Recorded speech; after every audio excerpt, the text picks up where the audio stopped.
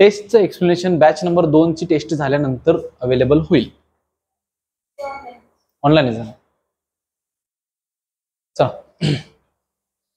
आज बघायचं आहे की सूत्रांच्या वरची जी एक्झाम्पल आहेत आपले, त्याला एक्सपान्शन फॉर्म्युला म्हणतो, त्याच्यावरती डिपेंड असणारे एक्झाम्पल आपल्याला एका दुसरं विचारलं जाते प्रिलिम किंवा मेन्सला.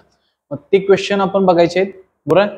आणि पॅटर्न सेमच आहे, जे तुम्हाला 6-7 फॉर्म्युले लिहून दिले त्याच्याच वरती अल्टरनेट प्रश्न पडतोय, किंवा ते नसेल तर एकदम सोपं आहे. ते कशा प्रकारे पडतात ते सगळं आधी पहिल्या लेक्चरमध्ये समजून घेऊ, त्याच्यानंतर नंतरच्या लेक्चरमध्ये त्याच्यावरचे एक्झाम्पल घेऊ. ओके, तुम्हाला फॉर्म्युला लिहून दिलेत. मी प्रत्येक फॉर्म्युल्याच्या खाली काय मारले, एक लाईन मारली अशी. बघा, हे सेपरेट दिले, हे सेपरेट आहे, हे सेपरेट आणि खालचं सेपरेट, सेपरेट दिले, बरोबर आहे. आता हे सेपरेट दिले म्हणजे काय, तर तुम्हाला पाठ करताना अशा 2-2च्या गठ्ठ्यानं पाठ करायचं. म्हणजे बघा, हे दोन फॉर्म्युला सेम आहेत, थोडासा चेंज आहे, तो थोडा चेंज फक्त समजून घ्यायचा, तो फॉर्म्युला पाठ करायचा. हा एक, याच्यावरती भरपूर प्रश्न आहेत, पण हा फॉर्म्युला सोपा आहे. त्याच्यानंतर हे दोन, हे काय जास्त आपल्याला लागतील नाही लागतील, पण सगळ्यात जास्त दोन लागणार आहेत हे. बघा, हे दोन, त्याच्यानंतर हा, त्याच्यानंतर हे लागतील, आणि सगळ्यात शेवटला लागला तर a+b³ लक्षात आलं. मी सिक्वेन्स सांगतोय कोणते कोणते महत्वाचे आहेत. सर्वात 1 नंबरला हा महत्वाचा, 2 नंबर, त्याच्यानंतर 3 नंबर, आणि सगळ्यात शेवटी 4 नंबर. पाठांतर करताना अशा प्रकारे प्रायोरिटी ठेवा, म्हणजे हा मधला पाठ जरी नाही झाला तरी पण त्याच्यावरचे आपले प्रश्न चुकणार नाहीत, किंवा रेअर टू रेअर प्रश्न ह्याच्यावरती आहे, पण सगळ्यात जास्त भर कशावरती आहे, याच्यावरती. ओके, त्या फोटोमध्ये फक्त इथं 2 दिले, 2 फक्त हे करून, एक फक्त तिथं काय नाही लक्षात ठेवा. चल, फॉर्म्युला कसं पाठ करायचं, तर आपण लहानपणापासून एक फॉर्म्युला पाठ केलाय, a+b², a² + 2ab + b², बरोबर आहे. हा एकच फॉर्म्युला आपल्याला महत्वाचाच आहे, आणि तोच फॉर्म्युला पाठ करायचा आहे पक्का. कोणता, हवाला, बरोबर आहे. हा फॉर्म्युला लगेच पाठ होणार, कारण की इथनं पाठीमागे आपण तो भरपूर वेळा काय केलाय, पाठांतर केलेला आहे. तरी पण आपण पाठ करूया काय, a+b² बरोबर a² + 2ab + b². याच्यात आणि खालच्यामध्ये a वजा आलं तर फक्त एकच चिन्ह बदलते, कोणाचं, जे 2ab आहे त्याच फक्त चिन्ह बदलते. लक्षात आलं. फक्त कुणाचं चिन्ह बदलणार, 2ab, ना b ना a, फक्त कुणाचं बदलणार, 2ab. एवढाच फक्त चेंज. म्हणजे पुढं काय दिले, a+b दिले तर इथं पण प्लस येणार, a वजा b दिले तर इथं पण काय येणार, वजा येणार. ओके, त्याच्यानंतर a² - b², जर का अशा फॉर्मॅटमध्ये दिले, आधी समजून घ्या, हे कंसाचा वर्ग आहे, हे इंडिव्हिज्युअल एकट्याचा वर्ग आहे. बघा, a² आणि a+b² दोघांच्या मध्ये फरक आहे. आता a² - b² हे तर तुम्ही एक्सपान्शन कसं लिहिणार आहे, एका कंसात a + b, दुसऱ्या कंसात a - b. एक्सपान्शन समजलं. एक्सपान्शन नंतर त्याच्यानंतर आता हा फॉर्म्युला मी लगेच पाठ करणार, येतो डायरेक्ट याच्यावरून खालच्या. ओके, आता हा पाठ करणं, हा लक्षात ठेवणं थोडंसं काय जाते, जड जाते, बरोबर आहे. आपण काय करूया, आपण ह्याला व्यवस्थित समजून घ्या, नंतर पाठीमागे घ्या. बरोबर,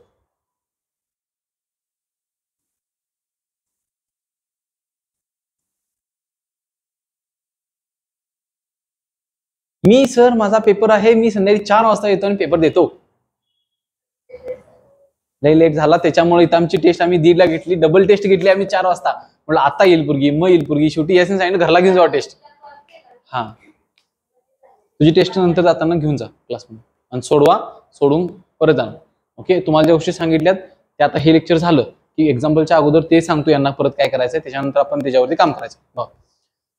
हे बघितलंय आपण, ह्याचा फॉर्म्युलाचा आता पाठ पाहिजे. काय येतोय, a² + 2ab + b², बरोबर. आता बघा, आपण म्हटलं 3चा वर्ग म्हणून काहीतरी येईल. 3चा घन म्हणजे काय असणार आहे, 3चा किती वेळा गुणाकार असणार आहे, 3 वेळा, बरोबर आहे. म्हणजे या वर्गाला किती वेळा गुणा पाहिजे, अनेकदा गुणा पाहिजे. समजते का, बघा समजलं. वर्गाला किती गुणा पाहिजे, 3. म्हणजे समजा मी ह्या a + b वर्गाला परत मी कशाने गुणणार आहे, समजलं. हे म्हणजे काय येईल, मग a + b घन येईल, बरोबर आहे. आता तुम्हाला ह्याचं उत्तर ऑलरेडी माहिती आहे, माहिती आहे का नाही, माहिती आहे. काय येतं, a² + 2ab + b², आणि इकडे आहे तसं a + b. आता बघा चेंज फक्त काय करायचं आहे तुम्हाला, एकच ह्यात गोष्ट चेंज करायची आहे, तो फॉर्म्युला पाठवतो बघा, हे फक्त काढायचं.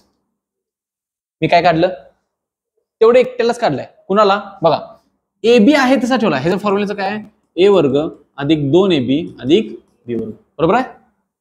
फॉर्म्युला कुठनं चेंज करतोय बघा, मी फक्त या +2 ला काढून टाकतोय. कशाला बदलणार मी, +2 ला बदलणार. आणि जे चिन्ह तुमचं वरती दिले त्याच्या अपोजिटचं चिन्ह फक्त मध्ये लिहिणार. +2 काढणार आणि फक्त तिथे वजा चिन्ह टाकणार. झाला फॉर्म्युला तुमचा तयार. लक्षात येते का बघा, फॉर्म्युला डायरेक्ट तोंडपाठ करण्यापेक्षा त्याच्यामध्ये फक्त काय चेंज करायचा एवढाच लक्षात ठेवा, तुमचा फॉर्म्युला लक्षात राहील. बरोबर आहे. आता परत मी पाठीमागच्या स्लाइडला येतो. म्हणजे आता कुठं आलो मी, ए घन अधिक बी घन. ह्याच्यामध्ये आपल्याला काय करणार आहे, ए अधिक बी, बरोबर आहे, एका कंसात असणार आहे. जसं हे दिले तसंच पुढं, बरोबर आहे. त्याच्यानंतर पुढच्यातली कुठली गोष्ट बदलणार, फक्त तुम्ही +2 जे येते बघा, इथं +2 जे आलं, ए अधिक बी चा वर्ग, ए वर्ग अधिक 2ab अधिक बी वर्ग, बघा ए वर्ग अधिक 2ab अधिक बी वर्ग. फक्त काय बदलला मी, +2 जे होतं ते काढून टाकलं आणि फक्त एकटं चिन्ह टाकलं वजा. सेम. म्हणजे बघा ज्यावेळी तुम्ही ए घन अधिक बी घन घेताय त्यावेळी एका कंसात अधिक आलं पाहिजे आणि दुसऱ्या कंसात काय आलं पाहिजे, वजा आलं पाहिजे. अल्टरनेट चिन्ह येणार. म्हणजे जो लहान कंस आहे तिथं तुमचं नेहमी कोणतं चिन्ह येणार, जे दिलंय तेच येणार. त्याच्यानंतर इथं बघा, इथं वजा दिले, इथं पण काय आलंय वजा, इथं वजा दिले, पण ह्याच्यानंतर इथं कुठे येणार अधिक. अल्टरनेट चिन्ह फक्त येणार. आणि हेच आपल्याला फक्त कंबाईन मध्ये लागणार आहे. हे बघा हे कन्फ्युजिंग आहे का नाही, थोडं अधिक वजा उलट सुलट आहे, याच्यावरती जास्त प्रश्न आहे. म्हणजे जे तुम्हाला कन्फ्युज करणार आहे त्याच्यावरती प्रश्न मिळणार. लक्षात आलं. परत एकदा आता प्रत्येक फॉर्म्युला आपण परत एकदा लिहायचा. ओके चला, काय ना, पहिल्यांदा ए अधिक बी चा वर्ग बरोबर काय येईल, ए वर्ग अधिक 2ab अधिक बी वर्ग. सगळ्यांनी म्हणायचं, म्हणजे ते असं तोंडात बसलं पाहिजे.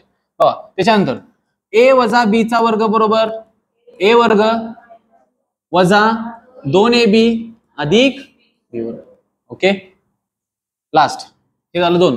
त्याच्यानंतर लाईन का मारली, ती लाईन डोक्यात राहणारच आहे तिथं, बरोबर आहे. त्याच्यानंतर ए वर्ग वजा बी वर्ग असं असेल तर एका कंसात दुसऱ्या कंसात. Okay third.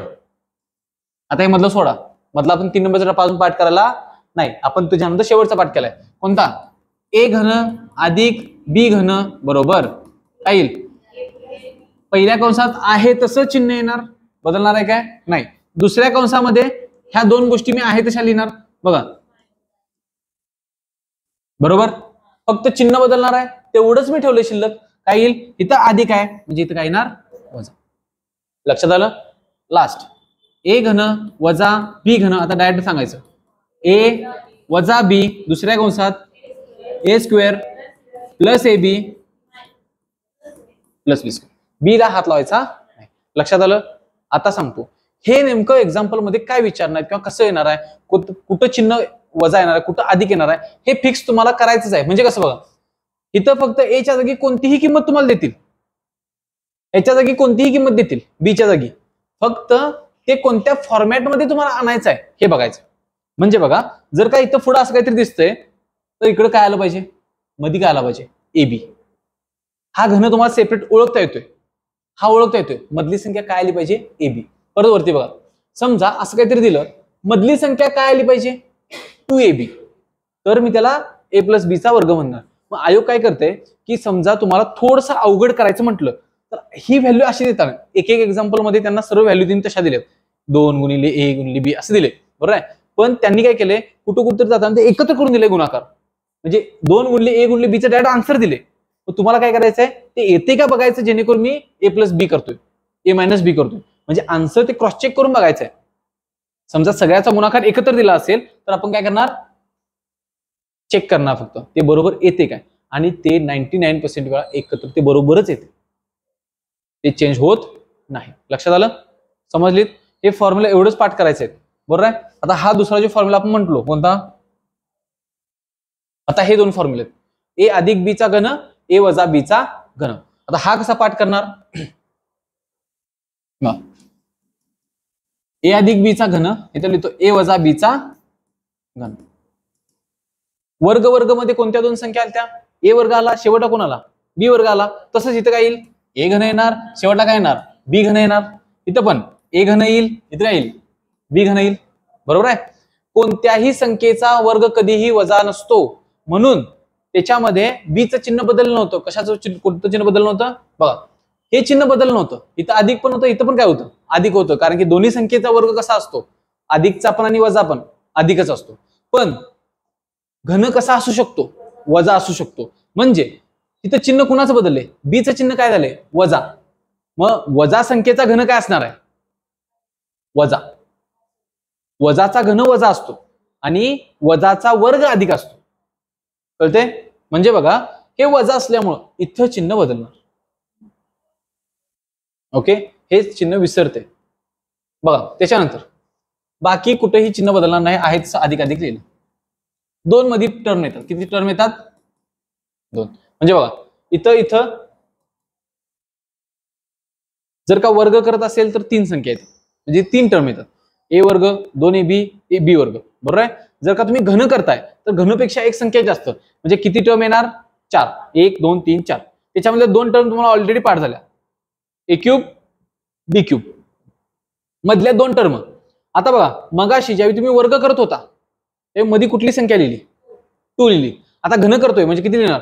3. म्हणजे दोन्ही जागी पण किती लिहिणार? इथं पण 3, इथं पण 3, इथं पण 3, इथं पण 3. अजून इथलं चिन्ह मला माहित नाही, तर मी लिहितो. अधिकच असते, नंतर कुठे चेंज होते तेवढंच बघायचं.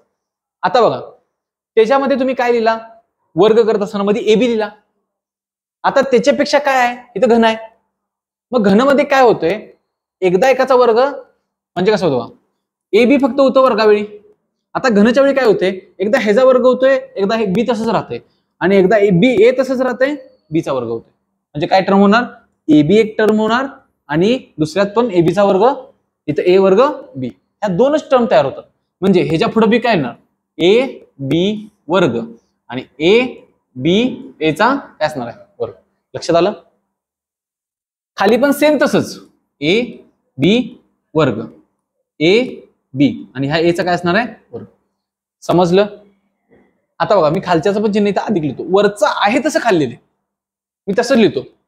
चेंज कुठं होणार एवढं समजून घ्या, आणि तो का होणार. बघा, पहिली गोष्ट आपण काय म्हणलो? इथलं चिन्ह बदलणार. का बदलणार? कारण की वजा संख्येचा घन काय असतो? वजा. म्हणजे ह्या बीचं वजा चिन्ह आहे तसं कुणाला लागू राहणार? इथे लिहितो खाली.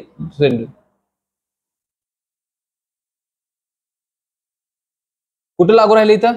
हे बीचं चिन्ह बदललं.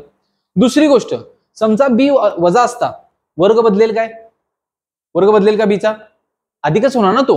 म्हणजे जिथं कुठं बी वर्ग आहे तिथलं चिन्ह आहे तसं काय राहील? अधिकच राहणार. चेंज कुठलं होईल? एकटा बीचं चिन्ह कुठलं आहे? वजा आहे. म्हणजे बघा, बीचं चिन्ह कोणतं आहे? हे वजा आहे. त्याचं साईन कोणतं आहे? मायनस. एकटं बी असेल, असं असेल, किंवा काय येईल? अधिक बीचा वर्ग होईल, किंवा काय होईल? वजा बी घन होईल. हे समजून घ्या. म्हणजे काय? मी म्हणलो वजा 3 लिहिलं, वजा 3चा वर्ग काय होणार? अधिक 9 आणि घन काय होईल? वजा 27. म्हणजे कुठल्या कुठल्या टर्मला वजा वजा चिन्ह राहिलं? एकट्या बीला. आता इथं एकटं बी कुठं आहे सांगा? चौघांच्या मध्ये 3 नंबरला. 3 नंबरला इथं जे एकटं बी आहे ह्याचं पण चिन्ह काय होणार? वजा. ते का चिन्ह बदलते हे लक्षात ठेवा, म्हणजे तिथं विसरणार नाही. म्हणजे हे वजा का झालं? ह्या बी मुळे हे वजा झालं, आणि हे वजा का झालं? ह्या बी घन मुळे झालं. पण ह्याचं चिन्ह का बदललं नाही? हा बी इथं वर्ग असल्यामुळे बदललं नाही. लक्षात येते? ओके. आणि एकदा परत हाच 2 फॉर्म्युला आपण रिपीट करूया. बघा, पहिल्यांदा ए अधिक बी चा घन बरोबर, पहिल्यांदा काय लिहिणार? दोन्ही साईडला ए घन बी घन. मध्ये किती टर्म असणार आहेत? 2 टर्म अजून मध्ये राहिल्यात. दोन्हीला कितीनं मल्टिप्लाय करणार आपण? 3 न. घन आहे म्हणून 3 न. इथं पण ए बी लिहिणार, इथं पण ए बी लिहिला.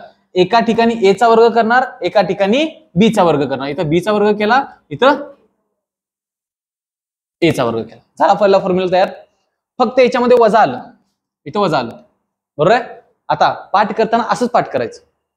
एक पाठ केलं, आता त्याच्या खाली मी फक्त वजा चिन्ह लिहितो.